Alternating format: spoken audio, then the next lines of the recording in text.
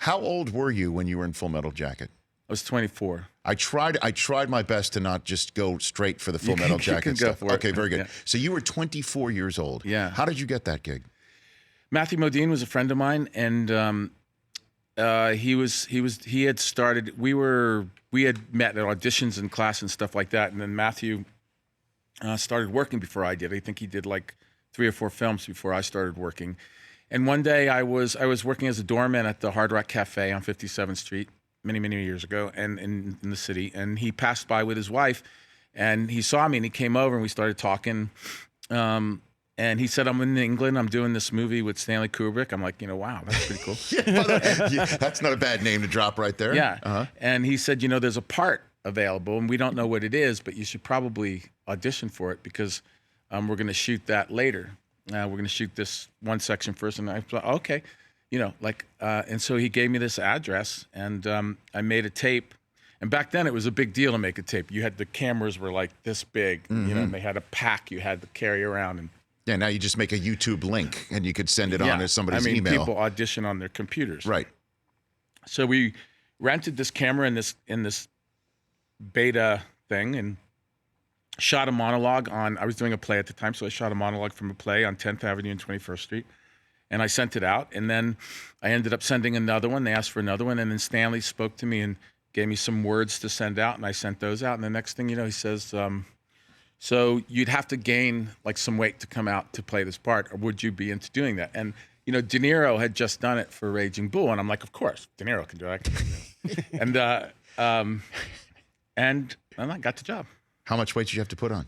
Well, at first we thought 20 or 30 pounds, but I just looked like I could kick everybody's butt. Mm-hmm. So it ended up to be about 70 pounds before I started looking weak, How does somebody put 70 pounds on? Hash and British food. No, hold on a second. You mean corned beef hash? Yeah. Okay, just want to make sure. Okay, just want to make sure we're talking about that. So you just hammered it down. Hammered it down, yeah. What in the world was it like being directed by Stanley Kubrick? It was amazing. Vincent Onofrio. It was amazing. You got a good story? Something specific? I do. Please. I do. I have would you like to hear a rebellious story or a story about an actual event on set? Chris, you want to go the opposite? Let's go with the set first. Yeah. Okay, the set first. I'll take either or, if not both. Okay. He never spoke about directing, how he was going to direct. He never talked about character. He never talked about script. He never talked about performance. Nothing. He would just say, "What are you going to do? Show me what you're going to do." And Matthew and I would just show him, and he'd say, "Oh, it's got to be better than that. You got to think of something better than that." So we'd go back and we'd think of something better, or it's got to be faster or slower, or do this, move over there instead of over there. That's how he directed. Mm-hmm. And the night before I did the big scene where I shoot the sergeant and shoot myself, we're leaving, and we all had our cars to go to. And as we're walking, he's behind me, and I can feel him behind me. And he had this kind of thing, this kind of tick where he would go before he started to talk every time. Stanley Kubrick. Every time. Like that, all the time. So I hear that, and I say, "Oh, he's going to say something to me." And he said, and I turn to him, and he says, "Do you know what you're going to do tomorrow?" And I'm like, I think I do. Yes, I do. And he goes, "Okay." And I'm waiting, and he says, "It has to be big. It has to be like Lon Chaney big." And I'm like, "Okay, good." And it was like Christmas, like when you're little. I'll tell you why. Mm-hmm. Because as he's saying that to me, I'm thinking about my flat in London, and I have about 30 monster movies, VHSs, that I've already rented and bought and have been watching. And most of them were Lon Chaney, and I had been studying for that scene. No kidding. And it was like God came down and gave me the biggest Christmas gift ever.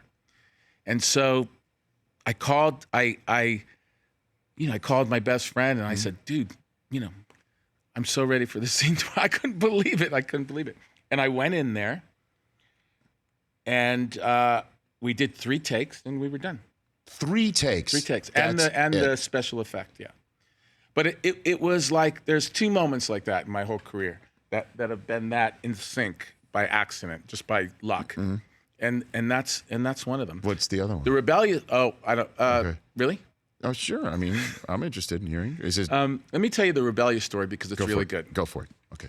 So we're all out on these fields. There's like 300 extras. They're all Brits. Everybody that didn't have a line is a Brit. And so we're all out in this field out in Beckton in the country in England.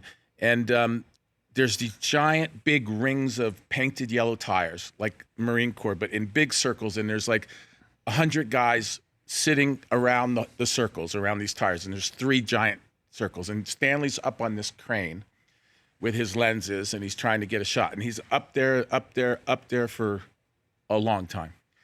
And all these Brits start getting hungry, and they start getting thirsty, and they start getting antsy. And so finally, he's up at the top of the crane, and you hear, well, I can't say it here. What can I say? Whatever you Get can. the blank down from the crane, with one of those thick British accents.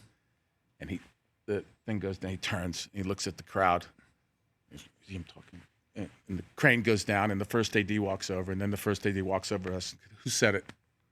And everybody's like, come on, guys, who said it? And he's like, just stop. Go back. Same thing happens again. He goes up on the crane. Some guy goes, get off the crane. We're hungry, blah, blah, blah. So Stanley comes over this time, and he goes, who said it? And there's 300 of us, And I'm sitting there, and I'm like, I'm not going to say it either. And finally, this is a true story. Finally, one of the Brits in the back gets up and goes, I'm Spartacus. And then another guy gets up and goes, no, I'm Spartacus. And the other one goes, oh, I'm Spartacus. It was awesome. It was awesome. The Rich Eisen Show, weekdays at noon Eastern on Audience.